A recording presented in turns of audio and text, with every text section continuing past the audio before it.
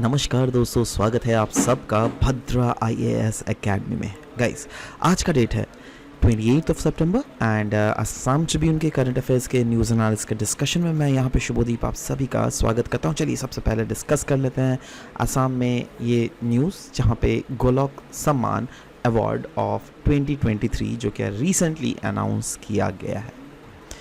तो ये जो अवार्ड है ये दिया किन को जाता है? ये बेसिकली वैसे कंट्रीब्यूटर्स, वैसे लोगों को दिया जाता है जो क्या वेरियस फील्ड्स जैसे आर्ट, ट्रांसलेशन, रिसर्च या फिर इन्वायरमेंटल एक्टिविज्म सेक्टर में अगर कोई ना कोई एक रिकॉग्नाइज्ड अगर उन्होंने काम किया हो तो उनको दिया जाएगा।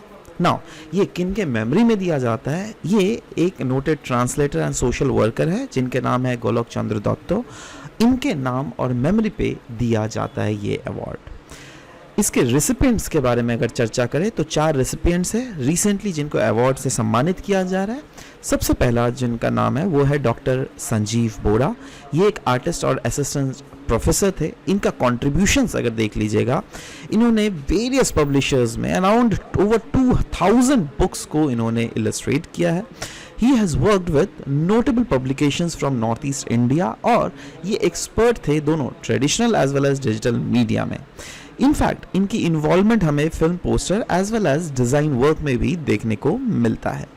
Next is Avantika Parashar. इनका प्रोफेशनल था दैट ये ट्रांसलेटर थी, राइट, और इन्होंने डेब्यू किया था असम ट्रांसलेशन में of the railway children by Edith Nesbit. इन्होंने ट्रांसलेट किया किंग सोलोमन माइंस और autobiography of Martin Luther Kings junior को भी। यही नहीं, कुछ ऐसे भी प्रोजेक्ट्स हैं जो कि आने वाले हैं जिसमें राभा का folk tales as well as Assamese translation by my Gita by Devdutt Pattanaik. तो ये सब कुछ एक्टिविटीज़ हैं जो कि of course in which she is related to. Next is Rajesh Dutta Barua, है ना। इनका प्रोफेशन क्या है? ये था एक इन्वायरमेंटल एक्टिविस्ट। इनकी की इनिशिएटिव्स अगर देख लीजिएगा, सिंस 2012 इन्होंने पॉपुलराइज किया है मोबाइल डस्टबिन को हमारे रीजन में।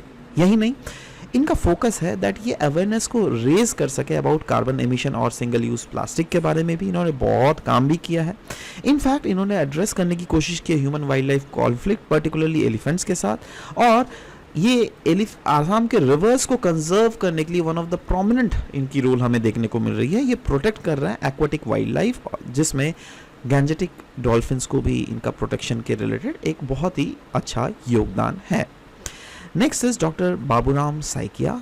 इनका प्रोफेशन अगर देख लीजिएगा, he is a Sattriya dancer and as well as a researcher, जिन्होंने जिनको माना जाता है one of the distinguished performer of Sattriya dance national as well as international stages में।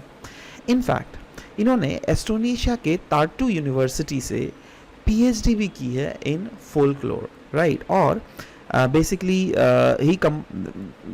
he has a combined performance with scholarly research as well, इसलिए तो बोल रहा ना, he is a satiric dancer as well as a researcher, right? So ये news था। Next news जो है ये एडिटोरियल पेज में अगर देख लीजिएगा, रिगार्डिंग एस्पियोनाज के बारे में बोला जा रहा है।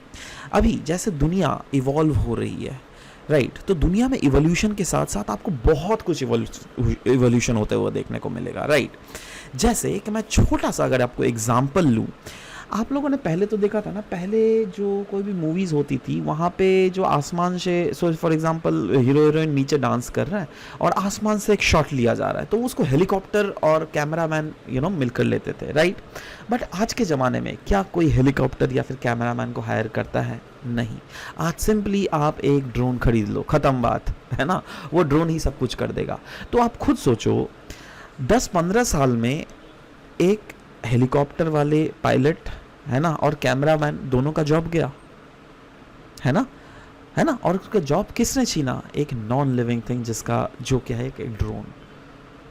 तो समय के साथ साथ टेक्नोलॉजीज ऐसे इवॉल्व कर रही है जिसके कारण जो है हम, और ये इवोल्यूशन भी इतना ज़्यादा भयानक, इतना ज़्यादा कॉम्प्लेक्स इवोल्यूशन है ना, दैट इसको समझना और इसको रेगुलेट करना गवर्नमेंट ऑफ दैट लैंड के लिए काफ़ी ज़्यादा प्रॉब्लम हो चुका है। और यही सेक्टर में हम लोग एक अलग सा इवोल्यूशन देख रहे हैं जिसको हम लोग बोलते हैं एस्पियोनाज, राइट। एस्पियोनाज एक ऐसा एस्पेक्ट है जिसमें क्या होता है, एक कंट्री दूसरे कंट्री को नज़र रखती है ना, और ये बहुत सारी चीज़ों से हो सकता है। फॉर एग्जांपल, है ना, जैसे से फॉर एग्जांपल इंडिया, राइट, हम भी बहुत सारे अपने दुश्मन देशों को नज़र रख रहे हैं। कैसे? Through satellite. तो सैटेलाइट्स के साथ एकदम हाई पावर्ड सैटेलाइट आप बना लो, आराम से स्पियोनेज कर सकते हो, राइट। यूएसए पूरा दुनिया में क्या करती है, यही तो करती है, राइट। सो बेसिकली यहाँ पे यही बोला जा रहा है दैट पहले भी एस्पियोनाजेस होते थे, अभी भी एस्पियोनाजेस हो रहे हैं, बट अभी जो है ना ये ज़्यादा वायलेंट वे में हम लोग को देखने को मिल रहा है, क्योंकि टेक्नोलॉजीज इवॉल्व हो रही है ना। और टेक्नोलॉजीज जब इवॉल्व हो रही है तो अभी का सबसे बड़ा टेक्नोलॉजी क्या है? Artificial intelligence, right. और आर्टिफिशियल इंटेलिजेंस का थ्रेट को ही यहाँ पे फोकस दिया गया है और उसको एस्पियोनाज से जोड़ने की कोशिश की गई है। बोला जा रहा है दैट पहले के ज़माने का एस्पियोनाज टैक्टिस और आज के ज़माने का एस्पियोनाज टैक्टिस में हम लोग को कहीं ना कहीं शिफ्ट देखने को मिल रहा है। अभी अगर मॉडर्न ऑपरेशंस देख लीजिएगा, वहाँ पर आराम से, पहले क्या होता था, अगर आपको से फॉर एग्जांपल कोई दुश्मन देश को एस्पियोनाज करना है तो आपको यहाँ से एजेंट्स भेजने पड़ते थे, लोग वहाँ पे जाते थे, वो करते थे। बट अभी ना आप अपने घर में बैठकर, आप अपने ऑफिस में बैठकर, आप अपने देश में बैठकर आराम से कोई भी दूसरे देश के ऊपर एस्पियोनाज कर सकते हो। कैसे? सिंपल, कंप्यूटर आपको होना पड़ेगा, आपको एक हैकर होना पड़ेगा, राइट। अगर आप हैकिंग जानते हो तो इन चीज़ों को आराम से आप दूसरे देश के कंप्यूटर सिस्टम्स को भी हैक किया जा सकता है। तो वही बोला जा रहा है, टेक्नोलॉजी जो है ये इनेबल करती है operations thousands of mile away, right. भले ही आप इंडिया में बैठे हो बट स्टिल आप एस्पियोनाज करते सकते हो एक यूके या फिर यूएसए या फिर कोई भी दूसरे देश के एस्पेक्ट्स को, राइट। सो वही बोला जा रहा है। और इसमें मेनली जो अभी के समय में यूज़ किया जा रहा है वो है artificial intelligence. Artificial intelligence technologies जिसमें डीप फेक्स अगर देख लीजिएगा, वन ऑफ द, ये बोला जा रहा है डीप फेक्स जो है वो पोज करता है one of the greatest threat to the global democracy. क्योंकि अगर दुनिया की डेमोक्रेसी की अगर हम लोग बात करें ना, तो आप देख सकते हैं दैट ये चीज़ भी कहीं ना कहीं इवॉल्व कर रही है। दैट इज़, अगर दुनिया को देख लीजिएगा आप, तो पहले क्या था ना, पहले जैसे नॉर्मल, जैसे आप अगर है तो अगर से फॉर एग्जांपल आप, मैं एग्जांपल भी ले रहा हूँ आपको, राइट। जैसे अगर से जैसे शाहरुख खान या फिर अमिताभ बच्चन, राइट, उन लोग को अगर कोई ऐड करना हो तो उनको पैसे देने पड़ते थे, ऐड हो जाता था। बट अभी आर्टिफिशियल इंटेलिजेंस के थ्रू क्या हो जाता है दैट आप वो वीडियो रिकॉर्ड कर दो दैट हाँ मेरा ये प्रोडक्ट खरीद लो, ठीक है। बट आप जो वीडियो रिकॉर्ड करोगे ना, आप बोलोगे हाँ प्लीज़ आइए मेरा ये प्रोडक्ट खरीदिए, बहुत अच्छा दमदार प्रोडक्ट है। बट आप अपने मुंह को रिप्लेस कर सकते हो शाहरुख खान के मुंह के साथ, और यही नहीं, आपका वॉइस भी रिप्लेस हो जाएगा शाहरुख खान के वॉइस के साथ। जी हाँ, ऐसे टेक्नोलॉजीज इवॉल्व ऑलरेडी कर चुकी है। तो आप खुद सोचो, ये दुनिया को जहां हम लोग देखते हैं, हम लोग क्या डेमोक्रेटिक कंट्री है, राइट। हम लोग क्या चाहेंगे, दुनिया डेमोक्रेटिक वे में काम करे, राइट, है ना। तो डेमोक्रेसी मतलब क्या, हर एक लोगों को कहने का अधिकार होना चाहिए। मेरा भी अधिकार है, आपका भी अधिकार है। बट अगर आपका अधिकार का मैं गलत यूज कर रहा हूं, अगर मैं शाहरुख खान के चेहरे का, शाहरुख खान के वॉइस का गलत यूज करके चीजों को प्रमोट कर रहा हूं, तो ये तो शाहरुख खान के इमेज के ऊपर डेंट है ना। और ऐसे बहुत सारी चीज़ें देखी जा रही हैं, जैसे बहुत सारे बेटिंग ऐप्स होते हैं जो क्या, जिसमें शाहरुख खान का मुंह, अमिताभ बच्चन का मुंह घुसा दिया जाता है और उनका आवाज़ भी घुसा दिया जाता है ना। तो ये क्या है, ये डीप फेक्स है जो क्या ग्लोबल डेमोक्रेसी को लार्जर एंगल में इम्पैक्ट कर रही है। यही नहीं, हम लोग को दुनिया भर में मिस इन्फॉर्मेशन कैंपेन्स देखने को मिल रहा है, हम लोग को मार्केट को मैनिपुलेट किया जा रहा है with the help of artificial intelligence. ये सब चीज़ें देखने को मिल रही है।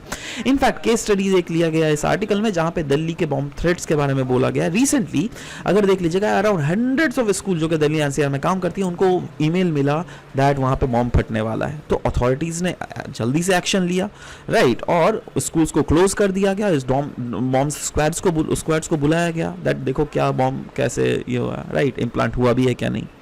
बट बाद में जब इन्वेस्टिगेट किया गया तब पाया गया दैट ये होक्स था, ये फालतू चीजें बात थी। बट अगेन इस थ्रेट को तो सीरियसली ही लिया जाएगा ना। और ये जो ईमेल ओरिजिनेट हुआ था ना, देखो ये नाम है ईमेल का, कैन यू सी दैट। तो ये ईमेल कहां से आया है भाई, तो ये बोला जा रहा है it was linked to an Islamist propaganda. Investigators तो ये सस्पेक्ट कर रहे हैं दैट एन इंटरनेशनल कॉन्स्पिरेसी हो सकती है जो कि इवॉल्व कर रही है IS as well as China को। तो इसके अगर इम्प्लीकेशंस देख लीजिएगा वो क्या है, it potentially motivates including creating panic during India's general elections, right. मतलब देखो मतलब इम्प्लीकेशंस क्या हो सकता है दैट अगर आप डीप फेक्स, अगर आप इस टाइप के आर्टिफिशियल इंटेलिजेंस का टेक्नोलॉजी का इस्तेमाल कर रहे हो जिससे क्या किसी के इमेज को डेंट किया जा सकता है, तो उसमें क्या हो रहा है दैट अल्टीमेटली इस टाइप के चीज़ों को इस लेवल में इस्तेमाल किया जा सकता है जिससे कि आप जनरल इलेक्शंस को भी नेगेटिवली इम्पैक्ट कर सकते हो, राइट। इनफैक्ट यहाँ पे क्लियरली बोला जा रहा है authorities formed a dedicated team for investigation for this as well, right, है ना। तो सोच सकते हो दैट ये कितना ज़्यादा आपका खतरे से खाली नहीं है ये, right. This is very very tough technology. In fact Elon Musk जो कि दुनिया के सबसे बड़े इंडस्ट्रियलिस्ट आप बोल सकते हो, राइट, यूएस के, उन्होंने भी बोल दिया दैट जो आर्टिफिशियल इंटेलिजेंस है ये बहुत ही ज़्यादा डेंजरस है, राइट। ये इतना ज़्यादा डेंजरस है दैट इसमें आप बहुत हद तक नेगेटिवली इम्पैक्ट कर सकता है कोई भी देश के इलेक्शंस को, बहुत हद तक नेगेटिवली इम्पैक्ट कर सकता है कोई भी देश की इमेज को, बहुत हद तक नेगेटिवली इम्पैक्ट कर सकता है कोई भी देश के बिजनेस को भी, राइट। सो साइबर एस्पियोनाज एक ग्लोबल पर्सपेक्टिव की अगर बात करें तो देखिए चाइना का रोल क्या है इसमें। एक रिपोर्ट आया था जिसको हम लोग बोलते हैं माइक्रोसॉफ्ट थ्रेट इंटेलिजेंस रिपोर्ट। इसने क्लियरली बोला था दैट आर्टिफिशियल इंटेलिजेंस का इतना पावर है दैट वो कोई इलेक्शंस के रिजल्ट्स को भी चेंज कर सकता है।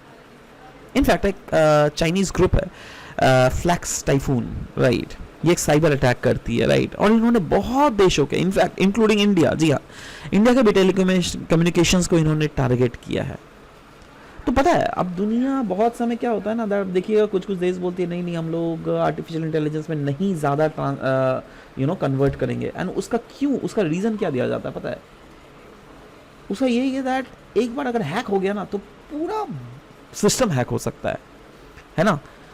दैट इज़ जैसे पहले आपको पता होगा मीटर्स, जो ये इलेक्ट्रिसिटी वाले मीटर्स है ना, वो पहले जो है ना चाइना वाले मीटर्स आते थे हमारे पास, बट धीरे धीरे इंडियन गवर्नमेंट ने बोली है नहीं कोई बाहरी देश का हम लोग मीटर्स नहीं यूज़ करेंगे, हम लोग अपने देश के बने हुए मीटर्स ही इस्तेमाल करेंगे। क्योंकि अभी क्या हुआ, पेजर अटैक के बारे में तो आपने सुना ही होगा, इजराइल ने लेबनान के जो हेजबुल्ला है वहाँ पे पेजर अटैक करवा दिया, राइट। अब क्या है, वो सिंपली डिवाइस है, वो डिवाइस फट गया। समझ पा रहा हूँ मैं यहाँ पे क्या बोलना चाह रहा हूँ, राइट। कल को चाइना भी तो ऐसा कुछ सोच सकती है ना, है ना, अपने लिए किसी दूसरे के देश में जहाँ पर भी कोई भी डिवाइस वो भेज रहा है उसको भी कुछ भी ऐसा बटन दबा दे जिससे बम फट जाएगा, तो है ना। तो यही बोला जा रहा है दैट ऐसे बहुत सारे इंसिडेंट्स हम लोग देखने को मिल सकता है, जैसे दुनिया भर में ऐसे बहुत सारे इंसिडेंट्स हैं जो क्या गवर्नमेंट हैकर्स जो है वो गवर्नमेंट के ऑफिशियल्स के डेटाज को चोरी करते हैं। बहुत सारे fake news and divisive tactics चीज़ें भी इम्प्लीमेंट की जाती है ना। सो ऐसे ही वेरियस अदर ग्लोबल थ्रेट भी अगर देख लीजिएगा, उसमें बोला गया North Korea has intensified crypto currency हीज टू फंड मिलिट्री ऑब्जेक्टिव्स। क्योंकि क्रिप्टो करेंसी को क्या है ना दैट क्रिप्टो करेंसी के ऊपर टैक्स नहीं लगता, है ना। तो आप इन चीज़ों को, इसलिए तो क्रिप्टो करेंसी के ऊपर रेगुलेशंस दुनिया चाह रही है दैट हाँ, या फिर आप एक समय ऐसा भी आ सकता है जब क्रिप्टो करेंसी काम ही करना बंद कर दे, है ना। तो वही है, nations are often unable to distinguish between a victim and a perpetrators in cyber warfare. एक विक्टिम कौन है, परपेट्रेटर कौन है ना। एक विक्टिम ही बोलेगा, वो परपेट्रेटर बोलेगा दैट मैं विक्टिम हूँ, आपको क्लासिफाई करना मुश्किल हो जाएगा क्योंकि आपको दिखता नहीं है ना दैट अटैक हुआ कैसे, है ना। ये काइंड ऑफ इंटेंजिबल अटैक होता है जो क्या, जैसे आपका डेटा चोरी हो गया, आपको कहाँ पता चलेगा डेटा चोरी हो गया, है ना आपको पता भी नहीं चलेगा, बट चोरी ऑलरेडी हो गया, राइट, क्योंकि you are attach to this computer system. So overall conclusion terms में यही बोला गया दैट ये जो वर्ल्ड ऑफ एस्पियोनाज है ये अनडाउटेडली ड्रामेटिकली इवॉल्व कर रहा है क्योंकि टेक्नोलॉजिकल एडवांसमेंट्स हो रही है, और फ्यूचर एस्पियोनाजेस अगर देख लीजिएगा वो ऐसे बहुत और भी ज़्यादा सोफिस्टिकेटेड एस्पियोनाजेस हो सकती है जो क्या हमारे लैंडस्केप को भी चेंज कर सकती है, मतलब काइंड ऑफ रेगुलेटरी लैंडस्केप को, राइट। इसीलिए बोला जा रहा है विजिलेंस जो है काफ़ी ज़्यादा एसेंशियल हो गया है फॉर नेशंस, जिससे प्रोटेक्ट किया जा सके democratic values against emerging cyber threats, ठीक है। So this is all about the discussion of the very articles whatever we have seen today. Will meet in next session, till then bye bye, take care guys.